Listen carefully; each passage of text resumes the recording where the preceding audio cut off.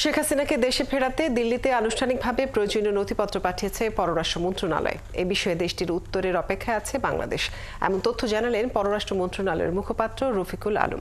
বৃহস্পতিবার বিকেলে মন্ত্রণালয়ে সাপ্তাহিক ব্রিফিংয়ে তিনি একথা জানান। শেখ হাসিনা সহ পলাতক আসামিদের দেশে ফেরাতে জাতিসংঘের বৈশ্বিক আইন প্রয়োগ করা হবে কিনা এমন প্রশ্নে তিনি বলেন, এটি রাষ্ট্রের সর্বোচ্চ পর্যায়ের সিদ্ধান্ত। আরও জানাচ্ছেন নূর নবী সরকার।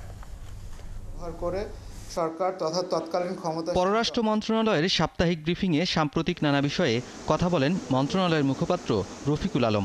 লিখিত প্রশ্নের জবাবে তিনি বলেন, শেখ হাসিনাকে দেশে ফেরাতে প্রয়োজনীয় নথিপত্র ভারত সরকারের কাছে পাঠানো হয়েছে। সাবেক প্রধানমন্ত্রী শেখ হাসিনাকে ফিরিয়ে আনার জন্য এক্সট্রাডিশন ট্রিটির অধীনে সংশ্লিষ্ট মন্ত্রণালয় থেকে প্রাপ্ত চুক্তিতে উল্লেখিত প্রয়োজনীয় ডকুমেন্টস ও তথ্যাদি ভারত সরকারকে প্রেরণ করা হয়েছে।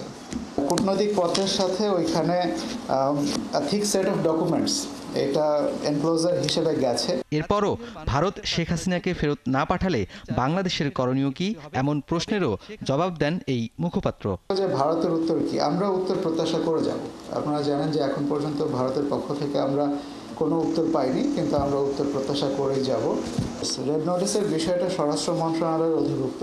জাতিসংঘ মানবাধিকার কমিশন বুধবার রিপোর্ট প্রকাশ করে বলেছে, শেখ হাসিনার ফেরতের ইস্যুটি দ্বিপাক্ষিক, তবে বিকল্প হিসাবে ইউনিভার্সাল জুরিসডিকশন আইন প্রয়োগের কথাও বলা হয়। এটার উদ্যোগ নেওয়া হবে কিনা জবাব দেন মুখপাত্র।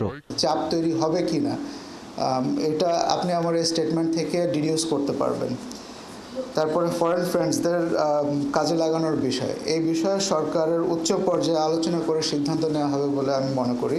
দিল্লিতে বাংলাদেশ নতুন হাই কমিশনার হিসেবে রিয়াজ হামিদুল্লাহকে নিয়োগ দিতে চায়। 5 মাস পেরিয়ে গেলেও ভারত থেকে কোনো উত্তর না পাওয়ায় তার নিয়োগ চূড়ান্ত করতে পারেনি বাংলাদেশ।